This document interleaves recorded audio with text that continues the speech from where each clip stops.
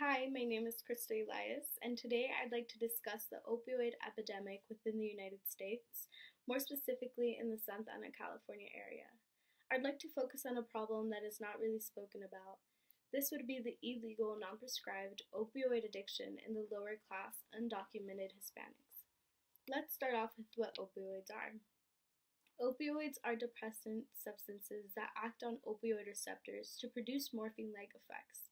Medically, they are primarily used for pain relief, including anesthesia. Morphine is a narcotic that can treat moderate to severe pain. The opioid epidemic came about in three waves. The first wave came about in 1991. Deaths involving opioids began to rise following a sharp increase in the prescribing of opioids and opioid combination medications for the treatment of pain. The second wave started in 2010 with a rapid increase in deaths from heroin abuse. Heroin, also known as diamorphine, is an opioid most commonly used as a recreational drug for its euphoric effects. The third epidemic began in 2013 as an increase in deaths related to synthetic opioids like fentanyl arose. From the time of the third wave to 2017, 34% of Orange County adults are now addicted to illegal drugs. What made me focus on the opioid addiction in the Santa Ana area in California is that I'm very familiar with the place. I grew up there. I'm aware of the addiction that consumes the city, the amount of crimes committed, and the early age that all of this begins to develop in someone's life. I come from a primarily Spanish speaking home. The city of Santa Ana is built up from mainly Spanish speakers. Since this place is home, I feel like I know a little bit more of the problem and the lack of knowledge firsthand. We see a lot of programs that are designed to rehabilitate and inform people of the lower class society, and not many programs exist that are free of cost to those who have medical assistance given to them by the government and to those whose dominant language is English. There also exist programs that require a higher economic income to be able to afford the assistance, which is an issue for lower class Hispanics. Most of the Hispanics that live in the Santa Ana area lack of government citizenship. Therefore, they can't rely on government funded programs that require programs such as Medi-Cal and Medicare.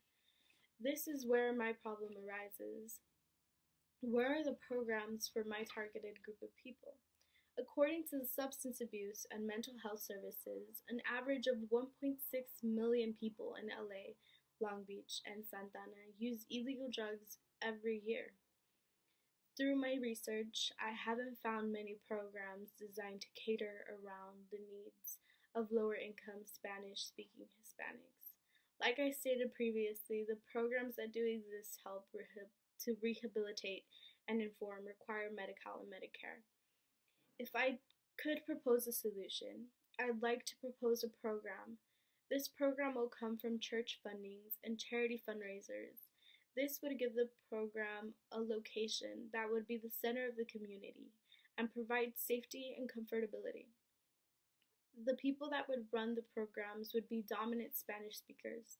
This would provide a sense of comfortability that would lead the addicted people to feel safe to speak on their addiction and seek help.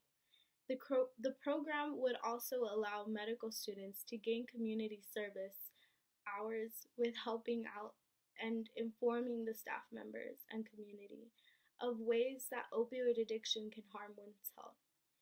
It would provide parents with information to look for symptoms in their children and drug abuse prevention for their families. This program will exist in the stomach of Santa Ana. Transportation in the city is undeniably available.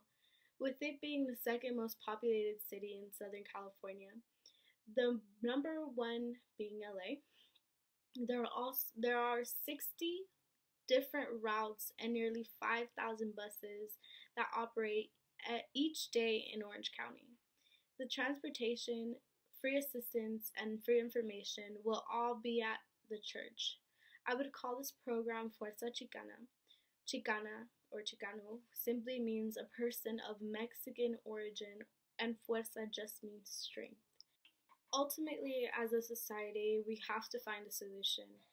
This would conclude my video presentation on opioid addiction within the lower class undocumented Hispanics in the city of Santa Ana, California. Thank you so much for your time.